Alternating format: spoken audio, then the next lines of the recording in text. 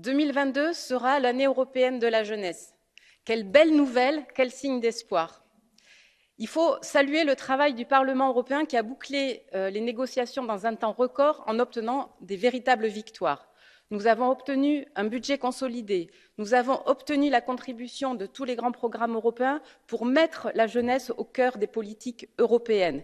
Nous avons obtenu que les jeunes soient dans l'action et nous avons obtenu que cette année 2022 ait une suite. Ce n'est qu'un début.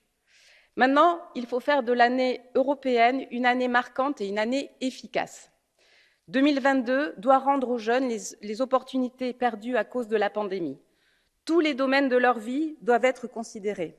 Accès à l'emploi, à la formation, à leur santé psychologique, l'accès aux programmes de l'Union existants, et je souligne l'effort qui a été fait pour Erasmus+, pour l'ouvrir encore plus, davantage, le rendre plus accessible, le changement climatique, bien sûr, et enfin, surtout, comment leur garantir que l'Union européenne demeurera un grand espace démocratique alors que la justice, les médias, l'accès à l'avortement, les droits des LGBT sont menacés dans certains pays européens.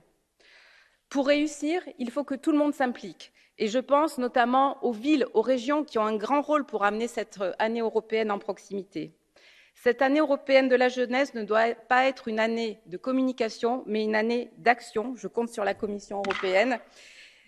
Et surtout, elle doit avoir une suite. Ce Parlement et moi-même y veillerons. Merci beaucoup.